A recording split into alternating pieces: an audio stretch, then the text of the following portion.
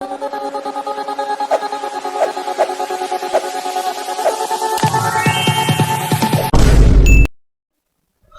Hello viewers, நம்ம இன்னைக்கு இந்த வீடியோவில் வந்து விஷயத்தை பற்றி பேச போகிறோம். யாரை பற்றி பேச போகிறோம் அப்படின்னு சொல்லி பார்த்தோம் அப்படின்னா, இந்தியாவுடைய தலைமை பயிற்சியாளர், அதாவது ஹெட் கோச்சாக இருந்த கௌதம் கம்பீர் இருக்கார் இல்லையா, திடுதிப்புல வந்துட்டு பார்த்தோம் அப்படின்னா பதவி வழங்கிட்டாரு அப்படின்ற நியூஸ் நேற்றுல இருந்து 3 ஸ்ப்ரெட் ஆகிக்கிட்டு இருக்கு அப்படின்னு தான் சொல்லணும்.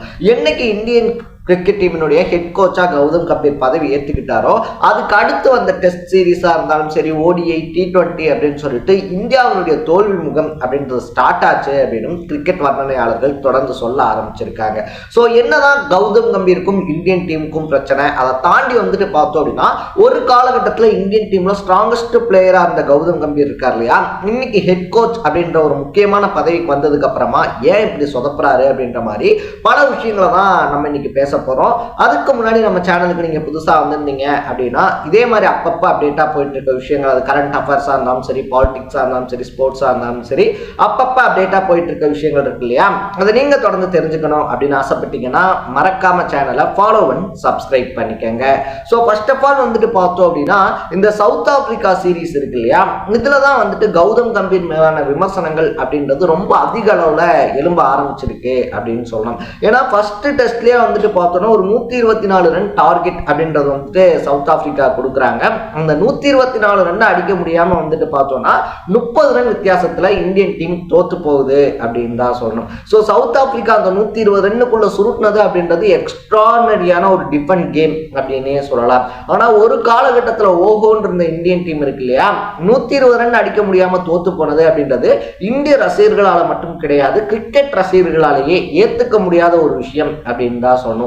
விடுப்பா யானைக்கும் வந்துட்டு அடி சறுக்கிறதெல்லாம் சகஜம் தானே அப்படின்னு வந்துட்டு நம்ம சொன்னோம்னா அது தொடர்ந்து சறுக்கிக்கிட்டே இருக்கு அப்படின்றதுதான் இப்ப பிரச்சனை. எவ்வளவுதான் வலிமையான டீமா இருந்தாலும், எவ்வளவுதான் ஒரு லெஜெண்டரி டீமா இருந்தாலும் அந்த அணிகளுக்கும் தோல்வி அப்படின்றது வர்றது சகஜம் தான். ஆனா அந்த தோல்வி எதனால வருது அப்படின்றத பார்த்து சரி பண்ணணும் இல்லையா, அதுதான் இப்ப கௌதம் கம்பீர் பக்கமா திரும்பி இருக்கு அப்படின்னு சொல்லணும். ஏன்னா கௌதம் கம்பீர் வந்துட்டு பார்த்தோம் அப்படின்னா 2024 ஸ்ரீலங்கா சீரீஸ் இருக்கு இல்லையா, அதுலதான் ஹெட் கோச்சா தன்னுடைய பயணத்தை தொடங்குறாரு. அப்படி தொடங்கப்பட்ட பயணத்திலே வந்துட்டு பார்த்தோம் அப்படின்னா இந்தியன் டீம் 0-2, அதாவது சவுத் ஆப்பிரிக்கா அதாவது ஸ்ரீலங்கா இருக்கு இல்லையா, ஸ்ரீலங்கா வந்துட்டு 2-2 மேட்சுமே வின் பண்றாங்க. இந்தியா வந்துட்டு பார்த்தோம்னா அந்த தொடரை இழந்துட்டு வருது அப்படின்னு தான் சொல்லணும். ஸோ 27 வருஷத்துக்கு அப்புறமா வந்துட்டு பார்த்தோம்னா இலங்கையில, அதுவும் ஸ்ரீலங்கா கிட்ட வந்துட்டு பார்த்தோம்னா ஒரு சீரீஸை இந்தியா இழக்கிறது அதுதான் ஃபர்ஸ்ட் டைம். சரி, ஓகே, இது ஏதோ வந்துட்டு ஒரு பதட்டத்திலையும் புது ஒரு ஹெட் கோச், பிளேயர் இருக்காங்க, அவங்களுக்குள்ள அந்த கோஆர்டினேஷன் இருக்கு இல்லையா, அதெல்லாம் செட் ஆகிறதுக்கு ஒரு சில வாரங்கள் ஒரு சில மாசங்கள் எடுக்கலாம் அப்படின்னு சொல்லிட்டு அதை எல்லாரும் விடும்போதுதான் நியூசிலாந்துக்கு அகைன்ஸ்டான டெஸ்ட் தொடர் அப்படின்றது வருது. அப்படி வந்து டெஸ்ட் தொடர்லையுமே வந்துட்டு பார்த்தோம்னா 3-0 அப்படின்னு சொல்லிட்டு இந்தியா தோக்குது அப்படின்னே சொல்லலாம். ஸோ இதுவே வந்துட்டு பார்த்தோம்னா என்னது, இந்தியா அடுத்தடுத்து வந்துட்டு டெஸ்ட் சீரீஸ் இருக்கு இல்லையா, அதெல்லாம் லாஸ் பண்ணிக்கிட்டு இருக்கு, இந்தியா வந்துட்டு இந்தியன் கையை விட்டு டெஸ்ட் சீரீஸ் போய்கிட்டு இருக்கே அப்படின்னு சொல்லிட்டு எல்லாரும் பேச ஆரம்பிச்சாங்க. ஏன்னா விராட் கோலி இருக்கும்போது வந்துட்டு பார்த்தோம்னா டெஸ்ட் கிரிக்கெட், டெஸ்ட் வேர்ல்டு அப்படின்னு சொல்லி எடுத்துக்கிட்டோம்னா இந்தியாவுக்குன்னு சொல்லிட்டு ஒரு தனி ஒரு இடமே இருந்துச்சு அப்படின்னே சொல்லலாம். ஸோ அந்த அளவுக்கு இந்தியன் டீம் வந்துட்டு கட்டுக்கோப்பான ஒரு டீமா கட்டமைச்சாரு விராட் கோலி. அப்படி இருக்கும்போது வந்துட்டு பார்த்தோம்னா அந்த டீம் தொடர்ந்து வந்துட்டு சீரீஸ் லாஸ் பண்ணுது.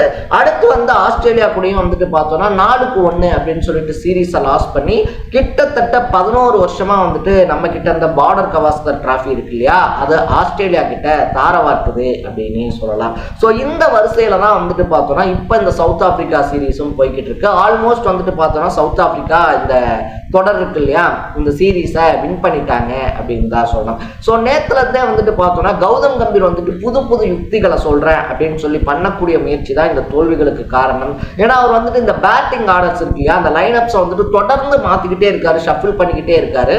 இதனால ஒரு பிளேயர்ஸ் வந்துட்டு பார்த்தோம் அப்படின்னா நிலைமைத்தன்மை இல்லாம, ஒரு நிலைத்தன்மை இல்லாம வந்துட்டு பார்த்தோம்னா வெவ்வேறு பிளேஸ்ல மாறி மாறி ஆடும்போது அதுக்கு செட் ஆகிறதுக்குள்ளேயே இப்ப 2வது பிளேஸ்ல ஆடுறவர் 5வது பேட்டிங் இறங்க சொல்றது, விடுறது, 7வதா வந்துட்டு பவுலிங் போடக்கூடிய ஒருத்தரை வந்துட்டு பேட்ஸ்மேனா உள்ள இறக்கி விடுறதுன்ற மாதிரியான முயற்சிகள் தான் இந்தியன் டீம் சறுக்கிறதுக்கான காரணம் அப்படின்னு சொல்லப்படுது.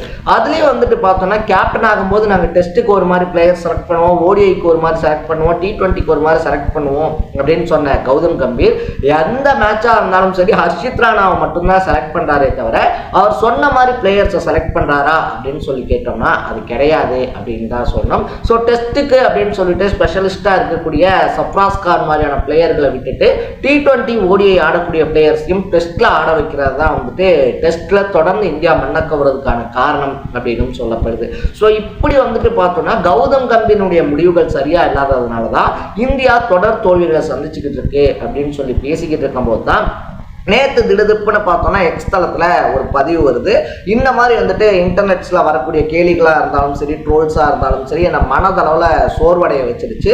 என்னுடைய சாதனைகளை வந்துட்டு நான் காப்பாற்றிக்கிறதுக்காகவும் தலை நிமிர்ந்து நடக்கிறதுக்காகவும் வந்துட்டு பார்த்தேன்னா இந்தியா கிரிக்கெட் டீம் இருக்கு இல்லையா, அதனுடைய தலைமை பயிற்சியாளர் பதவியிலேருந்து நான் விலகிறேன் அப்படின்னு சொல்லிட்டு கௌதம் கம்பீர் ஒரு ஸ்டேட்மெண்ட், ஒரு அறிக்கை விட்ட மாதிரி வந்துட்டு பார்த்தோம்னா தீயா ஸ்ப்ரெட் ஆகுது.